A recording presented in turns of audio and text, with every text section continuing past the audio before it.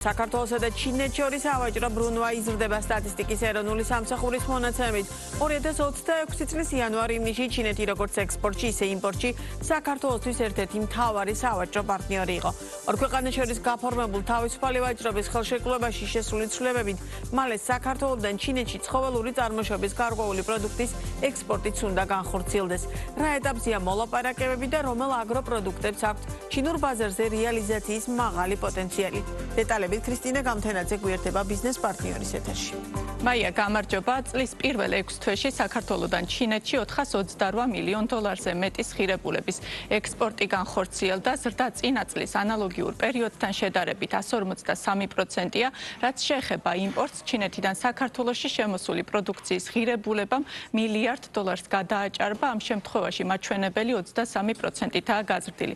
ჩინეთთან გაფორმებული თავისუფალი ვაჭრობის ხელშეკრულება ამ ბაზარზე შესვლასთან დაკავშირებით ბუნებრივია ბარიერებს ამცირებს, თუმცა სოფლის მეურნეობის პროდუქციის ექსპორტი ჩინეთში საკმაოდ დიდ გამოწვევებთანაა დაკავშირებული. ამ მხრივ განსაკუთრებულ სირთულეს ლოგისტიკა ქმნის, პრობლემაა თავად პროდუქციის არასაკმარისი რაოდენობაც და მიწოდების უწყვეტობაც.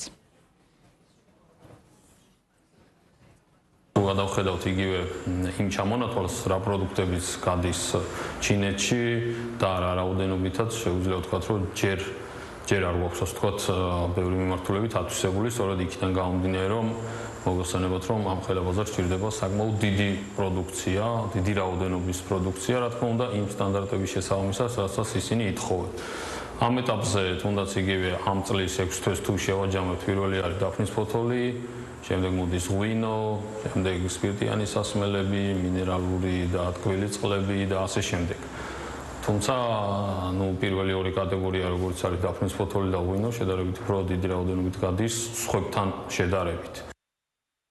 მიმდინარე წლის აპრილში ჩინეთთან გაფორმებულ თავისუფალი ვაჭრობის ხელშეკრულებაში ცვლილებები შევიდა, რომლის თანახმადაც შესაძლებელი ხდება ჩინეთში ზოგიერთი ცხოველური წარმოების პროდუქტის, მათ შორის თაფლისა და ფრინველის ხორცის ექსპორტი.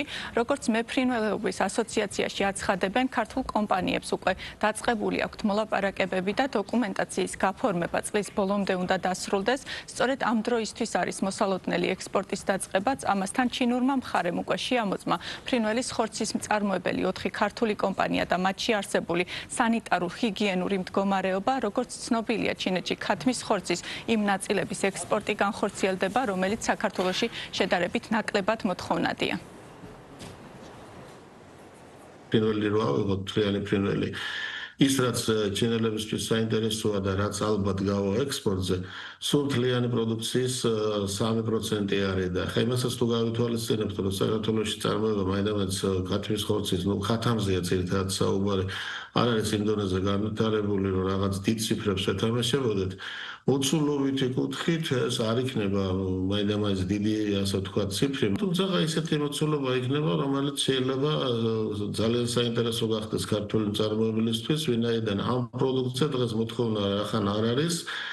თავის ტკივილია მისი რეალიზაცია და ეს მოხსნის, ასე ვთქვათ, იმ პრობლემას, რომ აი საწავიღო როგორ გავყიდო, რა ფასად გავყიდო. საკმაოდ მოთხოვნადი, ნებისმიერი რაოდენობის გატანა შეიძლება. თითოეულ კატეგორიას უნდა კარგად შესწავლა, რა თქმა უნდა, კონკურენტული უპირატესობა სად გვაქვს, როგორ გვაქვს, რანაირად გვაქვს და ამის მიხედვით უნდა მოხდეს სწორედაც, ასე ვთქვათ, გადაწყვეტილების მიღება არ შევიდნენ ბაზარზე თუ არ შევიდნენ. აქ საუბარი არის კერძო კომპანიებზე, რა თქმა უნდა, მნიშვნელოვანია ის, რომ პირდაპირ ფრენებია გარკვეულ ქალაქში მინიმუმ ურუმჩიში და ასე შემდეგ, რაც გარკვეულ უპირატესობას აძლევს იგივე მეწარმეებს, რომ ჩავიდნენ, შეისწავლონ ბაზარი და შესაბამისი გადაწყვეტილებები მიიღონ. ცნობისთვის ჩინეთსა და საქართველოს შორის თავისუფალი ვაჭრობის ხელშეკრულება თავდაპირველად 2017 წლის მაისში გაფორმდა. მადლობა ქრისტინა გამთენაძე, საუბრობდა ბიზნეს პარტნიორის პირდაპირ ეთერში.